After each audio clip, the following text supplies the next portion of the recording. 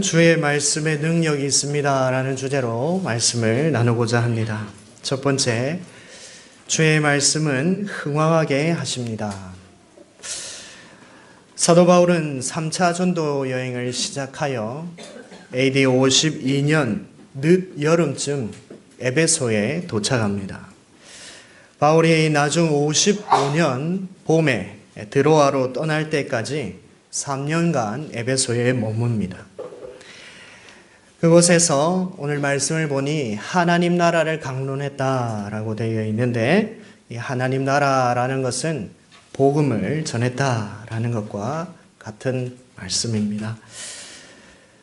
어느 때와 같이 회당에서 복음을 전하기 시작했고, 또 다른 곳과 마찬가지로 그곳에서도 복음을 전하지 못하게 방해하는 무리가 있었습니다. 9절 말씀을 보면 어떤 사람들은 마음이 굳어 순종하지 않고 무리 앞에서 이도를 비방하거늘. 회당에 있던 일부 사람들이 바울이 전하는 하나님 나라의 강론을 거부하고 적대적인 반응을 보였습니다. 그리고 함께 있던 무리 앞에서 이 도를 비방했다라고 합니다. 바울은 고린도에서 이러한 비슷한 일이 있을 때에 옷을 털면서 너희 피가 너희 머리로 돌아갈 것이라, 이후에는 이방인에게로 가리라 라고 말했던 적이 있었습니다. 하지만 에베소에는 어떤 말도 하지 않고 그것을 떠났다라고 기록하고 있습니다. 바울은 그것을 떠나 무엇을 하고 있습니까? 제자들을 따로 세우고 두란노 서원에서 강론했습니다. 제자들을 따로 세운다라는 말은 경계를 정했다, 한계선을 그었다라는 말입니다. 복음을 받아들이는 자와 복음을 받지 않는 자 사이에 분명한 경계선을 그었다는 말입니다. 바울이 왜 그렇게 했을까요? 바울이 디도에게 이런 권면을 한 적이 있습니다. 디도서 3장 10절에 보면 이단에 속한 사람을 한두 번 훈계한 후에 멀리하라. 믿기를 거부하고 복음을 대적하는 자들에게 어떤 말을 한다 해도 그들을 믿게 할 수 없다, 설득할 수 없다. 보석을 돼지에게, 개들에게 줄 수 없는 것과 같은 것이다 라는 말이죠. 하나님의 은혜가 있다면 비방하는 그들이 언젠가는 하나님께로 돌아오겠지만, 지금 당장에는 어떤 말을 한다 해도 복음을 받아들이는 것은 불가능한 것이기에 그들에게서 멀리 떨어지는 것이 지혜로운 처사인 것입니다. 믿음을 가진 자에게 복음을 가르치고 하나님 나라의 일을 강론하는 것만으로도 우리의 시간은 부족하기 때문이죠. 바울이 제자들을 따로 세우고 두란노 서원에서 강론을 했다 했습니다. 두란노 서원은 두란노라는 사람의 이름을 따서 세운 건물이나 장소일 것입니다. 아마도 두란노라는 사람이 세운 건물로 보이는데, 이곳을 서원이다라고 했습니다. 서원은 스케인에서, 이 스케인이라는 헬라 단어에서 파생된 단어로 여가라는 뜻을 가졌습니다. 여가를 즐길 수 있는 장소다라는 것이죠. 또 학교라는 개념도 함께 가지고 있어서 강의실이라는 개념도 있습니다. 학자들은 이 건물이 오전에는 무엇인가를 가르쳐지는 학교로 사용되고 오후에는 사람들의 휴식처로 사용되었다라고 봅니다. 어떤 사람은 이 건물의 주인을 의사로 보기도 합니다. 두란노라는 사람, 이 두란노가 당시 에베소의 궁중의사로서 여왕의 묘비에 있는 이름과 동일한 인물로 보기 때문에 그렇게 말을 합니다. 만약 이 사람이 본문의 두란노와 동일 인물이라면 이 두란노 서원은 아마도 의술에 대해 강의했던 장소일 것이고, 또 동일한 직업을 가졌던 의사인 누가가 그 사람으로부터 이 바울의 강연 장소를 빌렸을 가능성이 있다라고 보입니다. 두란노 서원에서 오전에는 주인의 용도에 따라 사용되었기에 주인이 사용하지 않는 시간에 이용했을 것입니다. 그래서 오전 11시부터 오후 4시까지 바울이 사용했던 것으로 기록되어 있습니다. 이 시간은 더운 날씨로 사람들이 자신의 일을 쉬었던 시간입니다. 대부분의 에베소인들은 이 시간에 낮잠을 잤다라고 되어 있는데 그 시간을 시에스타라고 합니다. 바울은 천막 만드는 일을 오전에 했을 것이고 오후에는 두란노에서 하나님 나라를 강론했던 것입니다. 이런 시간적 문화를 바울이 잘 이용했던 것이죠. 10절 말씀을 보면 2해 동안 이같이 하니 아시아에 사는 자는 유대인이나 헬라인이나 다 주의 말씀을 듣더라. 아시아에 사는 자 유대인이나 헬라인에게 복음이 전해질 수 있게 되었습니다. 이 시기에 아시아의 교회가 세워졌음을 우리가 다른 자료들을 통해서 알 수 있는데 바울은 에베소에서 고린도전서를 썼는데 고린도전서 16장 19절에 고린도 교회에 편지를 보내면서 아시아의 교회들이 너희에게 문안한다라고 기록하고 있습니다. 이미 아시아의 교회들이 있었다라는 것이죠. 요한계시록을 보면 이 지역에 있는 교회들을 말씀하고 있습니다. 에베소와 라오디게아 교회 외에 서머나, 버가모, 두아디라, 사데, 빌라델비아, 드로아 교회가 이 기간에 바울이나 또 바울의 동력자들에 의해 세워졌을 것이라 보고 있습니다.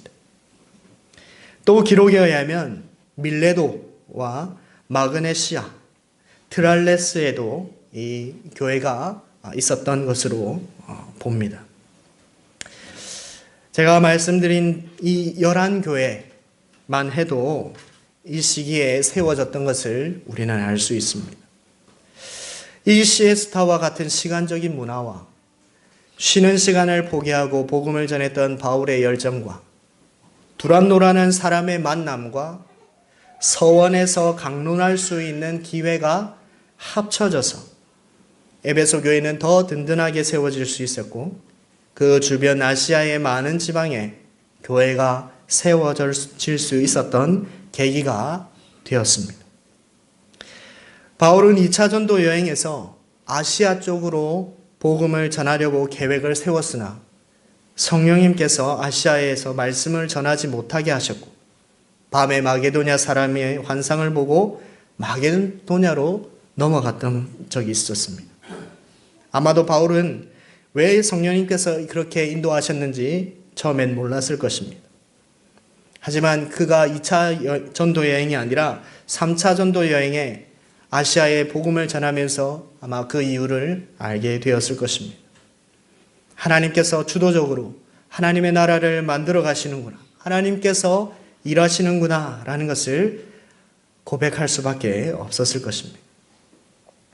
이 두란노 서원에서 하나님의 말씀을 강론하게 되므로 하나님의 말씀이 많은 사람들에게 전해지게 되었습니다. 바울은 이렇게 말하죠. 나는 심었고 아볼로는 물을 주었으되 오직 하나님께서 자라나게 하셨나니. 바울의 복음을 심는 작업을 통해 하나님은 아시아의 11개가 넘는 교회를 자라나게 하셨습니다. 바울이 무엇을 했습니까? 주의 말씀을 전했습니다. 말씀을 심었습니다. 모든 상황을 조성하시고 정확한 타이밍에 하나님께서 바울을 보내셔서 그곳에 주의 말씀이 심겨지게 하심으로 그곳을 흥왕하게 하셨던 것입니다. 이 흥왕이라는 단어는 신자의 수를 가리킵니다. 교회가 수적으로 성장했음을 말합니다. 누가는 주의 말씀이 힘이 있어 교회가 수적으로 성장했음을 밝히고 있는 것입니다. 이러한 말씀의 능력이 오늘 우리 주님의 교회에도 일어나기를 간절히 바랍니다. 주님의 교회 이 등마루관에도 이 등마루관이 이 강서구에서 바울이 말씀을 강론했던 두란노 서원처럼 이 지역에 복음을 전하고 말씀을 강론하는 역할을 감당하는 교회가 되기를 주님의 이름으로 축원합니다. 두 번째, 주의 말씀은 세력을 얻게 하십니다. 오늘 본문에는 한 사건이 나옵니다. 바울의 손으로 놀라운 능력을 행하는 것인데 치유의 능력과 귀신을 쫓아내는 능력이었습니다. 12절을 보면 놀라운 일이 있습니다. 12절에 심지어 사람들이 바울의 몸에서 손수건이나 앞치마를 가져다가 병든 사람에게 얹으면 그 병이 떠나고 악귀도 나가더라. 손을 얹고 기도한 것도 아니고 그 사람을 위해 기도한 것도 아닌데 바울이 몸에 지녔던 손수건을 얹기만 해도 병이 낫고 악귀가 나갔다는 말씀이죠. 이것을 글로 읽어도 우리가 놀라워하는데 만약에 우리 눈앞에 그러한 일이 펼쳐졌다면 얼마나 놀랐겠습니까? 놀라운 일들을 보고 듣고 이것을 따라하는 사람들이 생겨났습니다. 돌아다니며 마술하는 어떤 유대인이라고 소개하고 있습니다. 당시에 옛 선지자들이 하나님의 능력으로 귀신들을 쫓아낸 것을 모방하여 스스로 귀신들을 쫓아내는 술법을 고안해내고 하나님의 명령 없이 귀신들을 쫓아내는 자들이 생겨나게 된 것입니다. 이런 직업을 가진 자들이 바울의 이야기를 듣고 바울을 따라하기 시작했던 것이죠. 그 중에 한 사건을 소개합니다. 스게와의 7 아들이 귀신을 쫓아내는 일을 했습니다. 그들도 다른 마술사와 같이 내가 바울이 전파하는 예수를 의지하여 너에게 명하노라 라고 말하며 귀신을 쫓아내려고 했습니다. 그런데 놀라운 일이 생겼습니다. 악귀가 스게와의 7 아들에게 말을 합니다. 내가 예수도 알고 바울도 알거니와 너희는 누구냐? 이렇게 말하며 악귀 들린 사람이 그들에게 뛰어올라 눌러 이겼고 그들이 상하여 벗은 몸으로 그 집에서 도망했다라고 기록하고 있습니다. 한 사람이 7 사람을 힘으로 제압했고 그 7은 피가 흐르는 부상을 입고 그곳에서 도망쳐 나오게 되는 일이 있었던 것이죠. 누가는 이 일을 제사장 스게와의 아들이라 소개하고 있습니다. 제사장 가문 가운데 있었던 이들은 종교 지도자로서 이스라엘의 신앙을 책임져야 하는 자들이었습니다. 그러나 그들은 마술을 행하는 하나님과 전혀 상관없는 오히려 하나님을 대적하는 일들을 하고 있었습니다.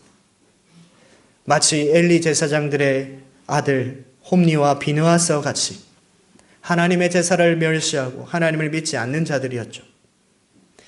영적으로 무지했고 하나님을 알지 못했던 자들이었습니다. 이것이 바로 이스라엘의 영적인 상태를 잘 보여주고 있는 것입니다.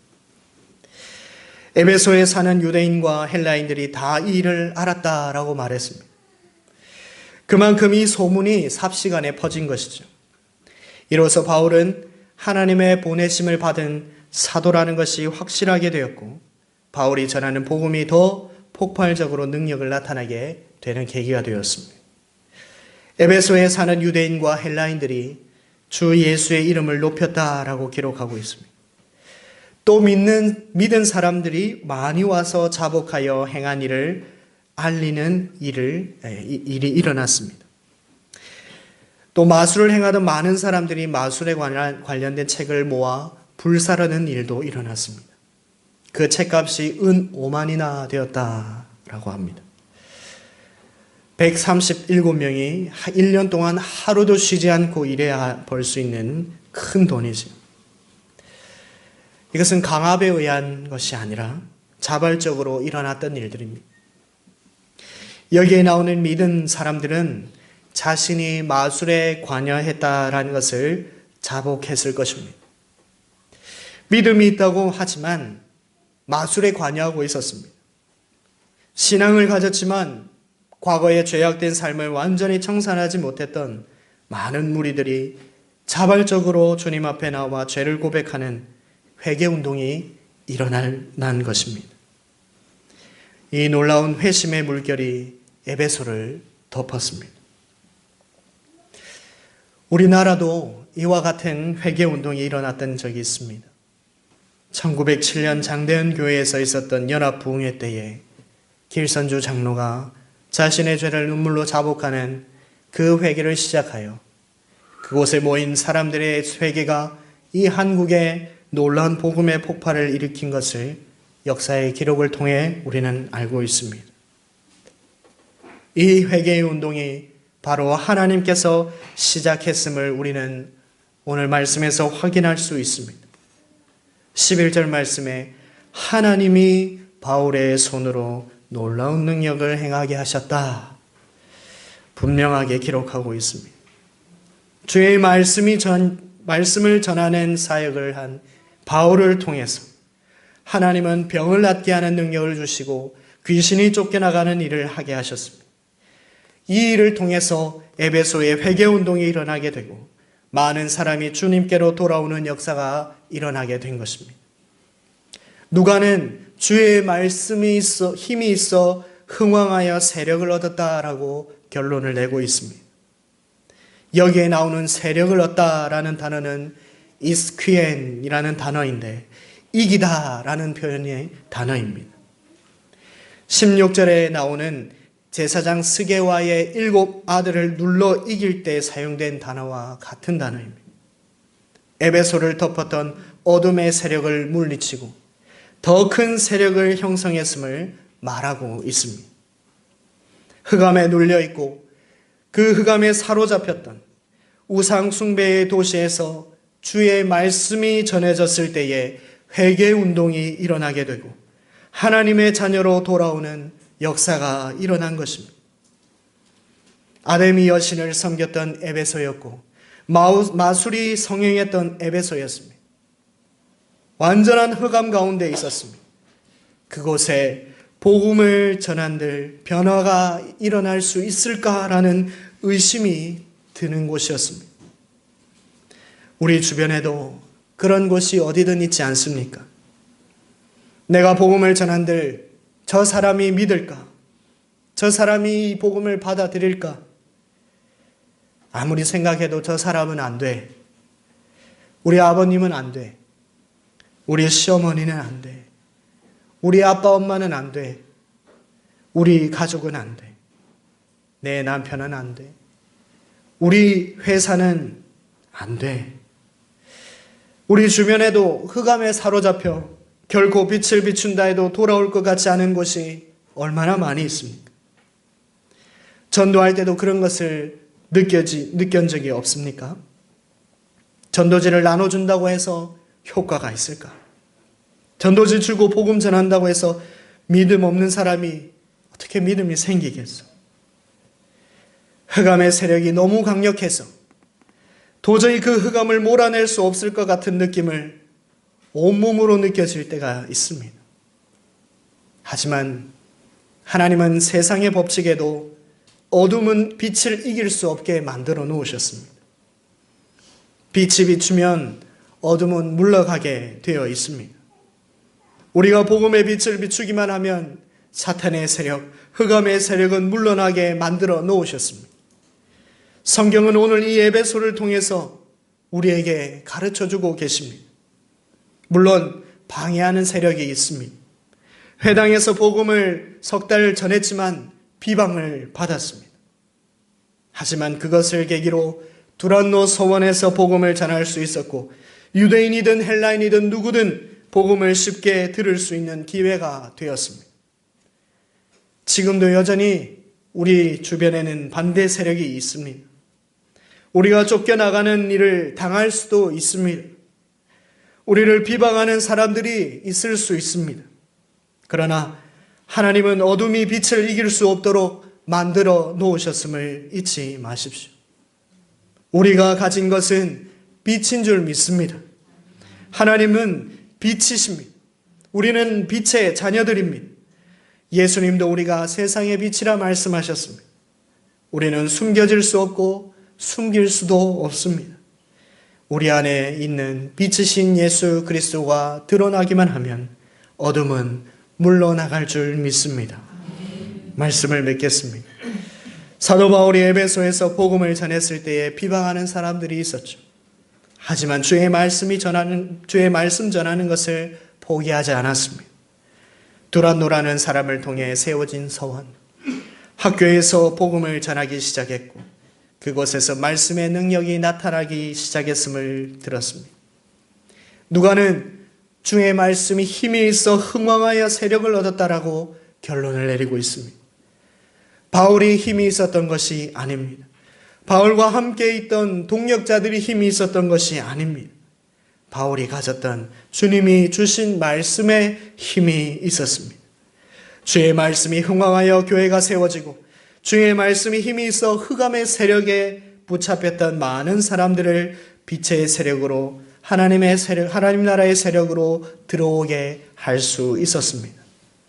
사랑하는 성도 여러분, 하나님은 우리에게 말씀을 주셨습니다. 복음을 주셨습니다. 이미 우리는 말씀을 가지고 있고 복음을 가지고 있습니다. 우리는 빛의 자녀입니다. 우리가 세상에 나가 하나님의 빛을 비추기만 하면 흑암은 물러나게 되어 있습니다. 하나님의 빛을 비추시길 바랍니다. 복음의 빛을 비추시길 바랍니다. 에베소에서 일어났던 회개의 운동이 여기 이 등마루관에서도 일어날 수 있습니다. 그러기 위해서는 우리가 먼저 하나님 앞에 회개해야 합니다. 하나님 앞에 우리가 먼저 바로 서야 합니다. 하나님의 말씀에 먼저 순종해야 합니다. 주의 말씀에 힘이 있기에 가능할 것입니다. 날마다 주의 말씀을 사모하고 말씀에 귀를 기울이며 말씀에 순종함으로 우리의 삶이 하나님 앞에 빛의 자녀다운 삶을 살고 이 빛을 세상에 비춤으로 이 등마루관이 두란노 서원과 같이 복음의 훈련소와 전초기지가 되는 놀라운 역사가 있기를 주님의 이름으로 축원합니다. 함께 기도하겠습니다. 우리 들었던 말씀을 가지고 함께 기도하겠습니다. 주의 말씀에 힘이 있기 때문에 흥왕하게 되고 세력을 얻게 되었음을 우리가 들었습니다. 하나님은 우리에게 말씀을 이미 주셨습니다. 이 말씀을, 이 복음을 알고 있는 우리는 빛의 자녀입니다. 어둠은 빛을 이길 수 없습니다. 흑암이 무섭게 우리를 덮으려 할지라도 빛을 이길 수 없을 것입니다. 우리는 빛을 비추어야 합니다. 우리 주변이 더 너무 어둡다 할지라도 어두우면 어두울수록 작은 빛이 더 밝게 빛날 것입니다. 우리에게 주신 하나님의 복음, 이 하나님 나라의 복음을 우리 주변에 비출 수 있도록 다짐하며 하나님의 은혜로 어둠이 물러나는 나의 삶의 터전이 되게 해달라고, 또 강서구와 우리가 사는 이 서울과 또 우리 주변이 다 되게 해달라고, 또 우리 교회가 되게 해달라고 우리 다 같이 함께 통성으로